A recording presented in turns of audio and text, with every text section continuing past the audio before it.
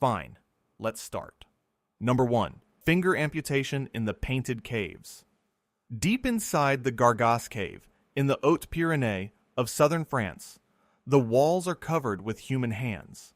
They were made around 27,000 years ago, in the period archaeologists call the Gravettian. Someone pressed a palm to the cold rock and blew powdered pigment around it, leaving a ghostly silhouette behind. There are roughly 231 of these hand stencils at Gargas, and here's the part that nobody likes to mention. Many of those hands are missing fingers. Whole segments are simply gone. Only the thumb seems to survive intact, again and again across the wall. The French prehistorian Henri Breuil studied these hands in the early 20th century, and he believed the missing fingers were real. He thought he was looking at evidence of deliberate mutilation. And Gargas is not alone. Far to the southeast, near Marseille, lies the Cosquer Cave, discovered by the diver Henri Cosquer in 1985, its entrance now hidden beneath the sea. Its walls, painted around the same time, show the same disturbing detail. Hands with parts of their fingers absent. So what happened to these people? There are 3 main explanations, and they could not be more different. The first is ritual amputation. People across the world have removed finger segments in mourning, as offerings, and as marks of belonging. The anthropologist Mark Collard and his colleagues surveyed the global record in 2018 and found ritual finger removal documented in more than 100 societies. The second explanation is medical. The Gravettian was a glacial world, and frostbite, disease, or conditions like Raynaud's could have claimed the fingers. The third explanation is the gentlest. Perhaps no fingers were lost at all. Perhaps people simply folded them down against the rock to make a kind of sign language, and the pigment did the rest. Researchers like Brian Hayden have argued that the patterning fits amputation too neatly to be accident. The pigment itself came 2 ways, either blown directly from the mouth or sprayed as a liquid through a tube, in red iron oxide or black manganese. Many of the hands are small, perhaps belonging to women or children. And one detail keeps the darkest reading alive. The thumbs are never missing. Accidents and frostbite do not spare the thumb so politely. If these fingers were truly taken, the question becomes why? And that question only gets darker from here. Number 2. Senicide. Every culture has to decide what it owes the people who can no longer keep up. For some prehistoric and traditional societies, under the worst possible conditions, that decision turned deadly. Senicide, sometimes called geronticide, is the killing or abandonment of the elderly. It is the grim mirror image of infanticide, and it appears scattered through the historical and ethnographic record. The Greek writer Herodotus, more than 2,000 years ago, described distant peoples who he claimed killed and even ate their aged. Far more sober are the accounts from the Arctic. Among some Inuit groups, observers recorded the abandonment of an elder out on the ice during times of famine, when the choice was framed not as cruelty, but as survival. The crucial point, which anthropologists stress again and again, is that this was rare. It was situational. It happened at the edge of starvation, not as a casual habit. Folklore has carried the idea further than the evidence can support. In Scandinavia, there is the legend of the Ättestupa, a cliff from which the old were supposedly thrown or leaped. Most historians regard it as a myth. In Slavic tradition, there is the lapo, the clubbing of aged parents, also fiercely debated. In Japan, there is the ubasut, the abandonment of an old relative on a mountain, preserved mostly through story and poetry. These tales may reflect real fears more than real customs. When scholars look closely, a pattern emerges. The anthropologist Anthony Glasscock surveyed how societies treat their elderly and sorted their behavior into 3 groups: supportive treatment, simple neglect, and active death hastening. Only a minority practiced that last category, and usually only for the truly decrepit. Often the elder consented, blurring the line between killing, euthanasia, and suicide. Mobility was the deciding factor. A nomadic band facing a forced march could not always carry someone who could not walk. But here is the twist that complicates the whole story. The same archaeological record that hints at abandonment also shows the opposite. We find prehistoric people who lived for years with crippling injuries and disabilities, kept alive only because their group fed and protected them. The deep past held both impulses at once. And the same hands that could abandon an elder could also, deliberately and painfully, reshape the bodies of the living. Starting with the mouth. Number 3. Ritual tooth evulsion. Imagine a young person on the threshold of adulthood held still while an elder presses a wooden punch against a healthy front tooth and strikes it out of the jaw. No decay, no injury. The tooth is removed precisely because it is healthy, and because removing it means something. This is dental ablation, or tooth evulsion, and it is one of the oldest body modifications we can prove. The evidence reaches back at least 15,000 years. At Taferalt Cave in Morocco, the people archaeologists call the aberrations removed their upper front teeth so consistently that the majority of adults buried there are missing them. This makes Taferalt one of the earliest clear cases of deliberate dental removal anywhere in the world, long before farming, long before cities. From there, the custom appears again and again. Across prehistoric and historic Africa, front teeth were knocked out as a mark of belonging. In Aboriginal Australia, the removal of an upper incisor was a known initiation rite, achieved with a punch and a stone. In prehistoric Japan, the Jomon people practiced systematic tooth removal tied to age and status, with different patterns that researchers believe may have signaled marriage or lineage. The technique was brutal in its simplicity. The tooth was loosened, then struck out, and the socket was left to heal. That healing is exactly how we know it was deliberate. When a tooth is lost long before death, the empty socket slowly fills in and remodels, leaving a smooth, closed bone that bioarchaeologists can read thousands of years later. It separates ritual removal from simple decay or from teeth that fell out after death. Why endure it? For many groups, the ceremony was a test. Bearing the pain without flinching proved you were ready to be an adult. For others, the gap itself was beautiful, woven into how people spoke and how they recognized one another. Some removed a tooth to mark the death of a relative, giving up part of the body in grief. There is even a debated medical idea that a missing front tooth could let you be fed if tetanus locked your jaw shut. Whatever the reason, the result was permanent and visible, a badge worn in every smile, and tooth evulsion rarely traveled alone. It came bundled with scarring and filing, a whole package of deliberate alteration.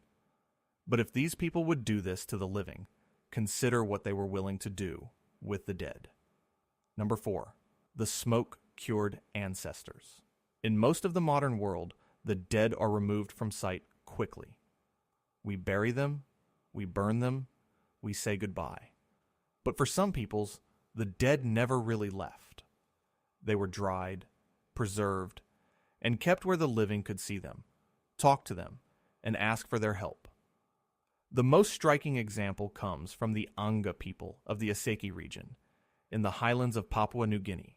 There, the bodies of important ancestors were cured slowly over a smoking fire, their fluids drained away, their skin coated in red ochre and clay to seal it against rot and insects. Then they were seated in bamboo frames and placed on cliff ledges high above the village, looking down on the land and the people they had left behind. This was not horror to the people who did it. It was love and respect. The smoked ancestors stayed part of the community. They could be consulted in hard times, brought out for ceremonies, and kept close in a way burial could never allow. One famous mummy, known as Moimongo, was carefully restored by his own descendants in the 2000s, with help from the researchers Ronald Beckett and Andrew Nelson, who documented exactly how the smoking process worked. The science behind it is sound. Smoke dries the body and carries antimicrobial compounds that slow the bacteria of decay, while the ochre coating seals the surface. This is the same basic logic, reached independently, that drove far older traditions. The Chinchorro of South America were preserving their dead in elaborate ways thousands of years earlier by very different methods, showing how ancient and how widespread this impulse really is. In Aboriginal Australia, some groups smoke-dried their dead and carried the remains during a long period of mourning before final disposal. In the Torres Strait, islanders created preserved bodies tied to ancestor ritual. The thread connecting all of them is a refusal to let death sever a person from social life. The red ochre was not random either. Across countless cultures, ochre stands in for blood and life itself. What unsettles us is the intimacy. Preparing a body this way meant handling it for days or weeks, tending the fire, draining the fluids, sealing the skin. Missionaries and colonial officials found it shocking and nearly stamped it out within a few generations. But some of the dead were not displayed for all to see. Some were hidden, sealed inside the walls of homes. Number 5. Foundation sacrifice. When you build a house, you might lay a cornerstone, or bury a time capsule, or hang a horseshoe for luck. These small rituals are the faint echo of something far darker. For much of human history, people believed that a new building disturbed the land and the spirits within it, and that the disturbance had to be paid for. Sometimes the payment was an animal. Sometimes it was a person. Foundation sacrifice is the practice of placing an offering, human or animal, beneath the foundations, the threshold, or the walls of a structure. It appears across Europe, the Near East, Asia, and the Americas. The goal was to consecrate the building, to appease the spirits of the place, and to make the structure stand firm and protect those inside it. The idea is preserved vividly in folklore. In the Balkan ballad of the Building of Skadar, a fortress wall keeps collapsing until a young woman is walled up alive inside it, after which the structure finally stands. The story is fiction, but it captures a real and ancient belief that a building needed a life to hold it together. In the archaeological record, infant and child burials cluster strangely under house floors and thresholds at many sites. Bronze Age and Iron Age structures sometimes contain human remains deliberately placed in their foundations. Animal deposits are even more common. Dogs, horses, and cattle laid down to guard the building. Thresholds and corners, the points where a structure was thought to be spiritually weakest, attracted these offerings most of all. Here archaeologists must be careful. Not every body under a floor was a sacrifice. Infant mortality was crushingly high, and burying a baby beneath the home may simply have kept it close. The work of separating sacrifice from ordinary grief is painstaking, relying on signs of perimortem trauma, on context, and on the objects placed alongside the body. The long debate over the Carthaginian Tophet, where thousands of infant remains were found, frames the broader argument between sacrifice and natural death. This is also where we must draw a careful distinction. Foundation sacrifice is not the same as retainer sacrifice, the killing of servants and attendants to accompany a powerful person into the grave. Foundation sacrifice serves the building, not the dead. Children may have been chosen for their perceived purity, or because the loss of a child was the greatest gift a family could offer. Walls preserve their deposits well, fusing home, ancestor, and family into one ritual unit. But not all sacrifice demanded someone else's blood. Some demanded your own. Number 6. Ritual self-bloodletting. The most extreme religious devotion does not always fall on a victim. Sometimes it falls on the worshiper. Across Mesoamerica, and stretching back thousands of years, people offered the gods the one thing more precious than anything else: their own blood, drawn from their own bodies in acts of deliberate, calculated pain. The Maya are the best documented practitioners of auto-sacrifice. Elites pierced their tongues, their ears, their lips, and their genitals, then drew thorn-studded cords or sharpened stingray spines through the wounds. The blood was caught on strips of bark paper. That paper was then burned, and the rising smoke was believed to carry the offering and the prayers up to the ancestors and the gods. We are not guessing at this. On the carved lintels of Yaxchilan, a site in what is now Mexico, there is a famous image of a noblewoman known as Lady Zoc pulling a rope studded with barbs through a hole in her own tongue. Archaeologists have recovered the very instruments described: stingray spines, obsidian blades, and the sharp thorns of the maguey plant from ritual contexts across the region. The logic ran straight to the heart of how these cultures understood the world. Blood was nourishment for the divine, the same way rain and effort nourished the maize that fed the people. The gods had given their essence to create humanity, and humanity repaid the debt in blood. The practice did not begin with the classic Maya either. Its roots reach back into the Olmec world, and earlier among the oldest layers of Mesoamerican ritual. Self-inflicted bleeding was not unique to the Americas. Many cultures folded it into their initiations and their mourning, and genital bloodletting in particular was tied to fertility and to male ritual obligation. In every case, the pain was the point. It was not a side effect of the offering. It was the offering. There was a second effect, too. Severe blood loss, combined with days of fasting and clouds of incense, could push the mind into a trance. The bloodletter did not just give blood. They opened a door to visions, to the realm where the gods and ancestors waited. Ruler's blood was considered the most potent of all, which bound this agony tightly to power and status. Repeated over a lifetime, it left permanent scars, and blood was only one way to write meaning into human skin. Scars were another. Number 7, scarification and branding. Tattooing works beautifully on some skin and poorly on others. Where dark skin made inked designs hard to see, people turned to a different medium: the scar itself. Scarification is the deliberate cutting, abrading, or burning of the skin to create permanent raised marks, and it turned the human body into a living document written in pain. The practice is ancient and global, and it served almost every social purpose imaginable. Scars marked identity, lineage, beauty, courage, status, and the passage from one stage of life to the next. The technique was as deliberate as it was painful. Cuts were made, then rubbed with ash, charcoal, or irritating plant matter so they would not heal flat.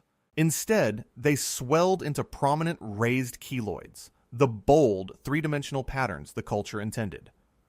Branding took it further, using heat to burn the design directly into the flesh.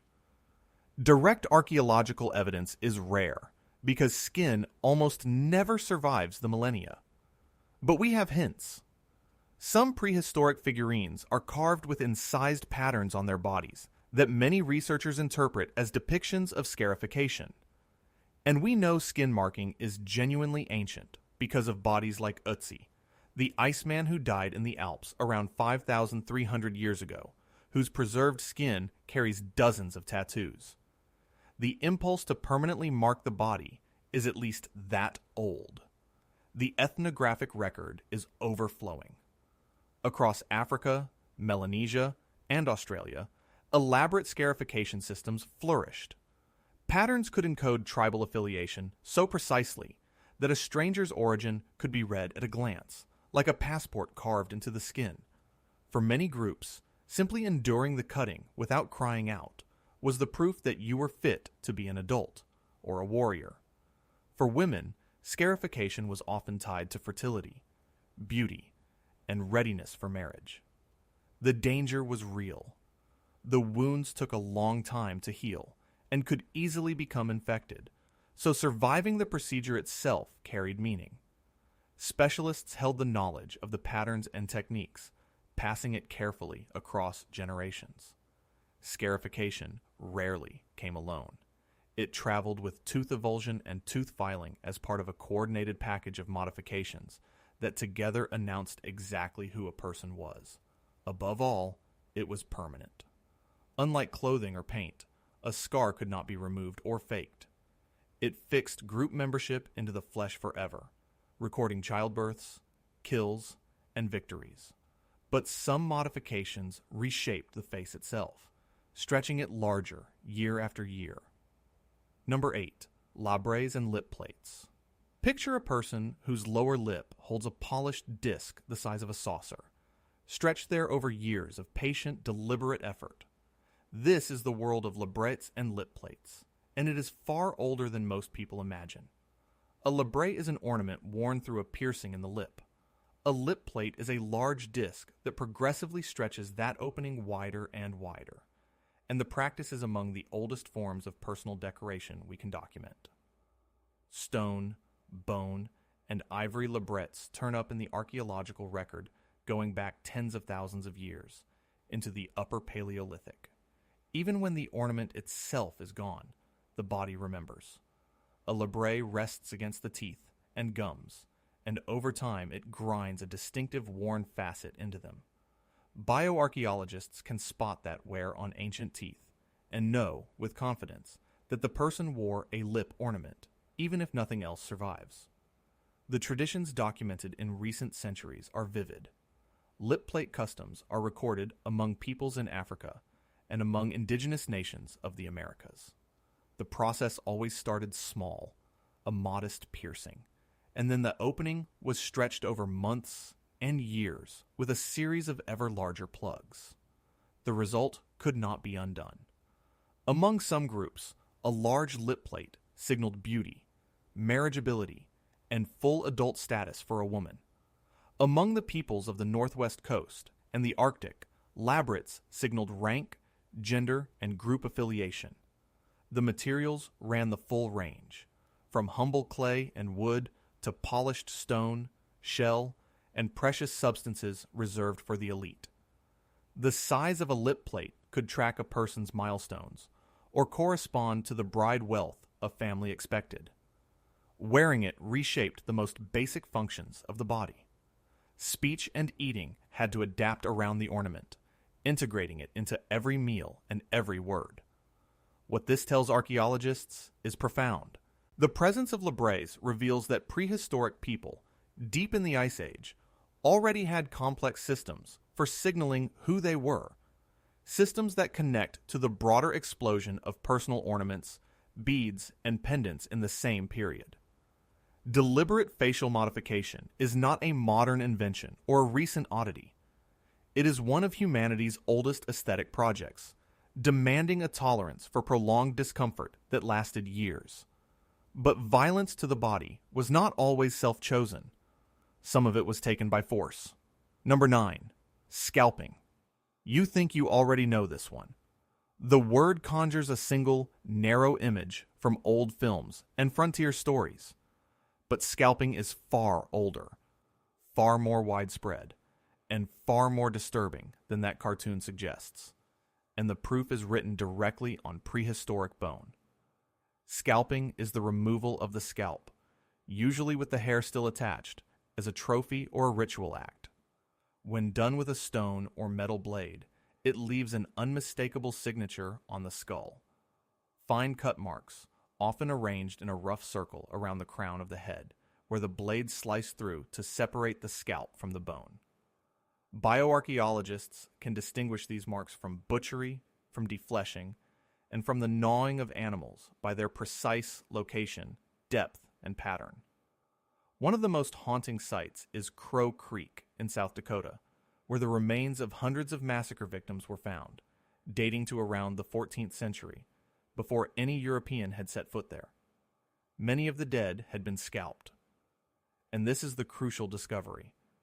Scalping in the Americas predates European contact by centuries. It was not introduced by colonists. it was already an ancient practice. Even more striking, some skulls show healed scalping marks. The bone had begun to remodel and grow back, which means the person survived.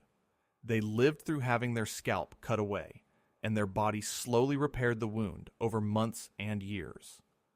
Healed scalping injuries appear at more than one North American site, proving that the act was not always fatal, and that survivors walked the world carrying that terrible scar. The practice was not limited to one continent either.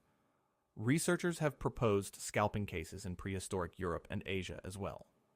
The scalp served as proof of a kill, a war trophy, and an object of ritual and social value incorporated into ceremonies and dances.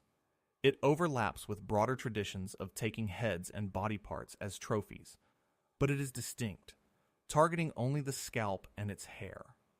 Forensic analysis can even reveal the technique, reading the orientation of the cut marks to suggest whether the attacker was right or left-handed. Spikes in scalping evidence track closely with periods of population stress, warfare, and competition for resources. Careful excavation has completely rewritten the history of this practice, pushing it deep into prehistory. The last two practices, though, are ones you might almost recognize from a dentist's chair. Number 10, tooth filing and sharpening. We end with the body's hardest tissue, the teeth, and the surprising lengths people went to in order to reshape them. Dental modification by filing means grinding the teeth into points, notches, and patterns, not for any medical reason, but for beauty, identity, and status. It is documented across prehistoric and historic Africa, Asia, Mesoamerica, and Southeast Asia. The Maya took it furthest. They not only filed their teeth into shapes, they drilled tiny holes in them and inlaid them with gemstones, jade, turquoise, and glittering pyrite. This was real dentistry turned to decoration. The driller had to bore a precise cavity without killing the tooth, then cement the stone in place with an adhesive strong enough to hold for the rest of the person's life. Many of these inlays are still firmly set in the teeth of skulls 1,000 years and more after the work was done. Elsewhere, the goal was sharpness. Among some African and Southeast Asian groups, filing the front teeth into points was a mark of beauty and group identity. In Bali, tooth filing survives today as a major rite of passage, though there the teeth are smoothed and flattened rather than sharpened, marking the transition into adulthood and the taming of human vices. In prehistoric Japan, the Jomon combined filing with the tooth removal we met earlier, building elaborate systems of status written in the mouth. Like Evulsion, filing leaves a clear and lasting signature.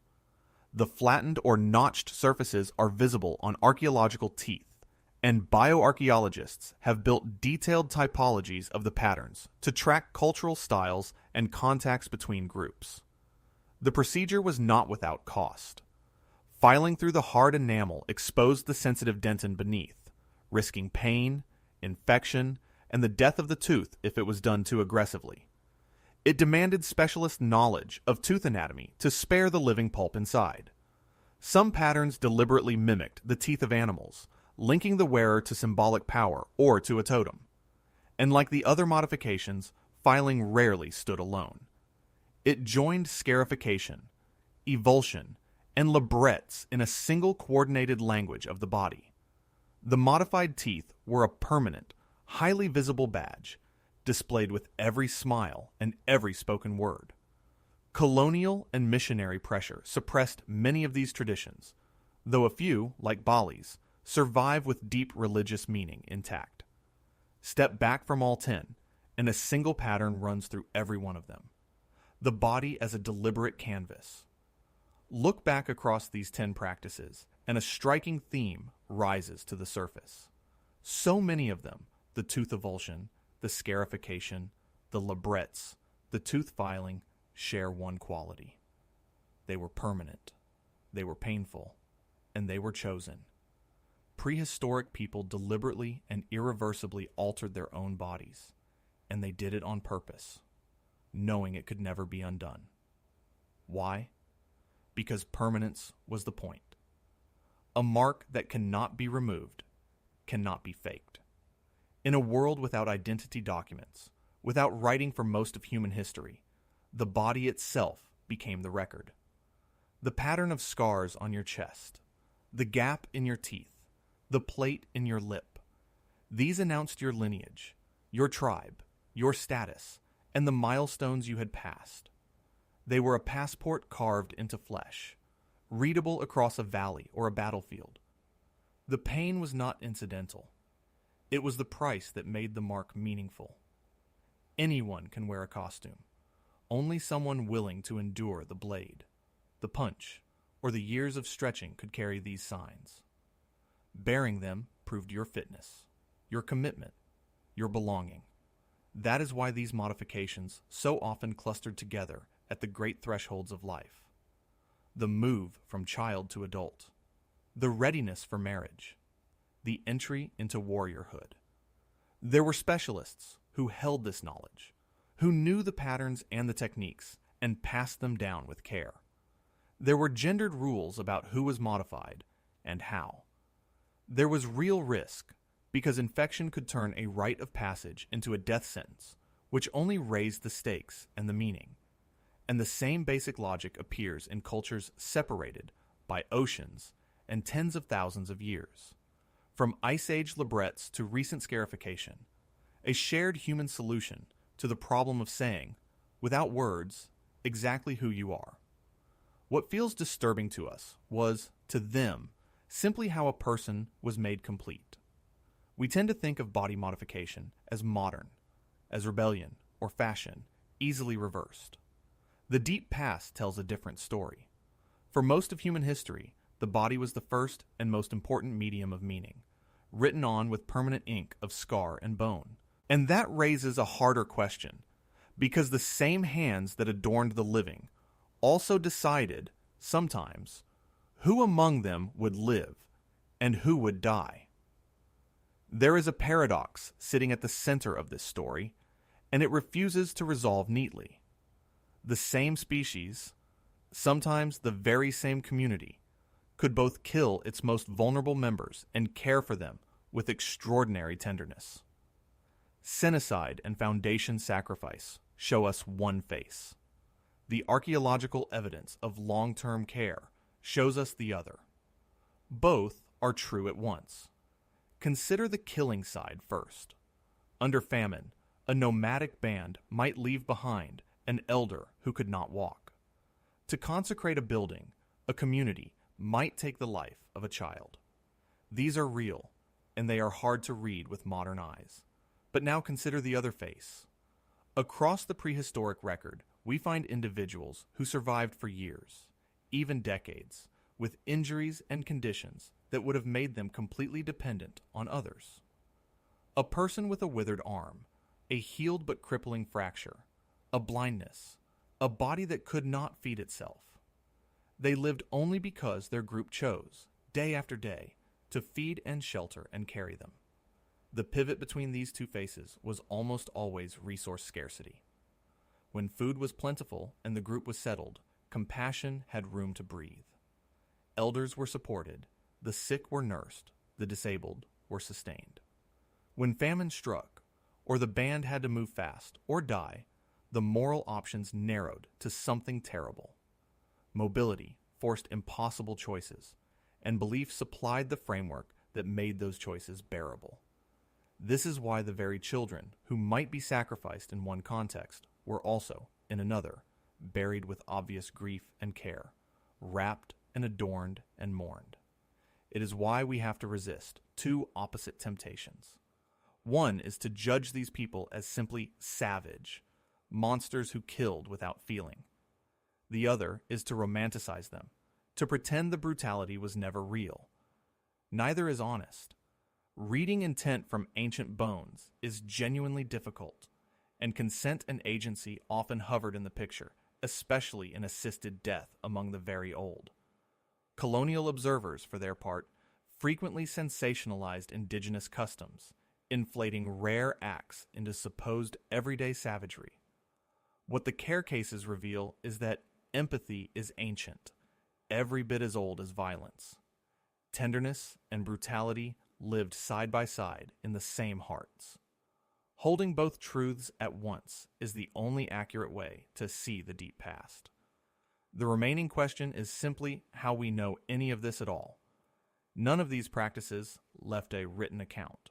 There were no records, no confessions, no eyewitnesses to interview. Everything we have reconstructed comes from physical traces, read by specialists who have learned to make silent material speak. Understanding how they do it transforms these stories from speculation into evidence. The workhorse method is cut-mark analysis. Under magnification, a blade leaves a characteristic groove in bone, with a shape and angle that distinguish a stone tool from a metal one, and a human cut from the tooth of a scavenger. Where those cuts fall on the body tells the story. A ring around the crown of the skull means scalping. Marks around the joints suggest dismemberment or defleshing. The first task is always to separate damage done around the time of death from damage done long after, by soil, water, or animals. Healing is one of the most powerful clues. Bone is alive, and it remodels. A lesion with smooth, regrown edges proves the person survived the injury, which is how we know some scalping victims lived. The same principle applies in the mouth. A remodeled closed tooth socket reveals that a tooth was removed during life, the signature of ritual evulsion. A worn facet ground into the teeth reveals a labret pressed there for years. Beyond the naked eye, the toolkit is vast. Use wear and residue analysis can identify a bloodletting spine or a butchery blade from microscopic traces. And chemists can sometimes detect blood and protein residues directly. Imaging technologies, endoscopy, computed tomography, and X-ray let researchers see inside mummies like the smoked ancestors of a Seki without destroying them. Isotopes locked in teeth and bone reconstruct a person's diet and even where they grew up, while ancient DNA traces the movements of whole populations. Context ties it all together.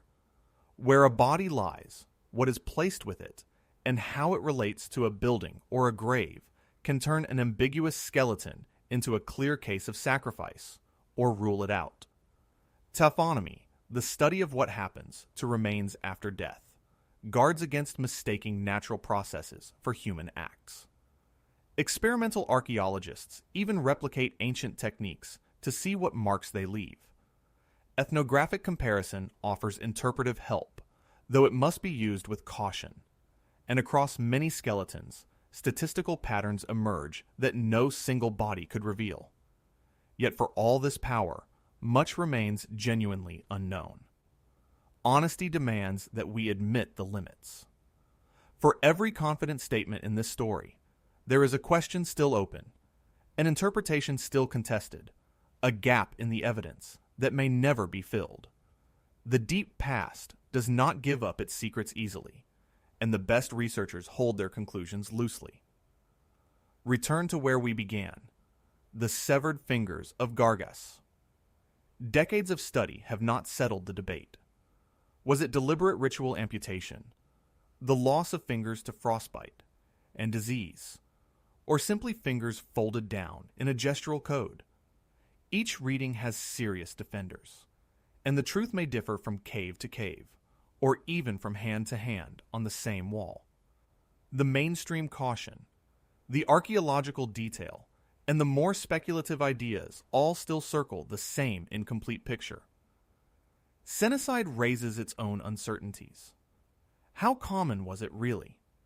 The folklore of cliffs and mountain abandonments may preserve a memory of real practice, or it may simply dramatize a universal fear of becoming a burden. Disentangling the two is nearly impossible at this distance. Foundation sacrifice is haunted by ambiguity. Telling a true sacrifice from an ordinary, grief-stricken burial beneath a family floor requires evidence that often simply is not there. The intent behind a child buried in a wall can be agonizingly hard to recover, and the deeper origins of body modification itself remain murky. We can say Labrets are tens of thousands of years old, but the very first time a human deliberately scarred or pierced themselves is lost to us. Some marks we may be misreading entirely. A pattern we call ritual might have been medical, and a scar we call decorative might have meant something we cannot imagine. Whole categories of evidence, anything written on skin or soft tissue, have rotted away, leaving us only the durable hints of bone and stone. We cannot even be sure how representative our surviving cases are, since they are simply the ones that happen to preserve and be found. Fringe claims rush in to fill these gaps, and they persist precisely because certainty is rare. New technology keeps reopening old cases, and undiscovered sites surely hold surprises. Colonial destruction erased records we can never recover. The responsible position is not to pretend we know more than we do, but to keep looking, carefully and without flinching. Which leaves one last thing worth saying. Run the thread back through all 10. Fingers missing from cave walls. Elders left on the ice. Front teeth knocked out at the edge of adulthood. Ancestors cured in smoke and seated on cliffs. Children sealed beneath thresholds. Blood drawn from one's own tongue. Skin carved into permanent patterns. Lips stretched around plates. Scalps taken in war. Teeth filed into points and set with jade. The list is disturbing. But every single practice on it was, within its own world, completely normal. That is the uncomfortable truth at the heart of this. Our sense of horror is largely a measure of distance, the gap between their world and ours. To the people who lived these customs, they were not atrocities.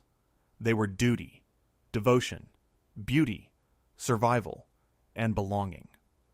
The same drives that organize our own lives, the need for identity, for meaning, for community, for a way to face death, simply found different and stranger expression. It is sobering how easily the familiar becomes the unthinkable, and how easily it could run the other way. There is a danger in seeing the past as merely savage, a parade of cruelty to feel superior to. There is an equal danger in romanticizing it, in pretending the pain and the violence were not real. The honest path runs between them, recognizing both the brutality and the deep human logic that gave it shape. These practices reveal something essential about our species. We are the animal that turns the body into a medium of meaning, that organizes even pain into ritual, that refuses to let the dead simply vanish. Long before writing, the human body was our first canvas, our first document, our first sacred object. The marks we made on it, and the choices we made about it, are among the oldest records we have of what it meant to be human. It is worth wondering how future eyes will judge our own customs, the things we consider perfectly normal that may one day seem strange or cruel. Understanding, not condemnation, is what the evidence asks of us. So return one last time to those hands on the wall at Gargas. Pressed there 27,000 years ago, fingers incomplete, reaching across an unimaginable gulf of time. We still do not fully know what happened to them. And perhaps that unanswered question, more than any answer, is exactly why nobody talks about these things. The deep past is stranger and more human than we are usually willing to admit.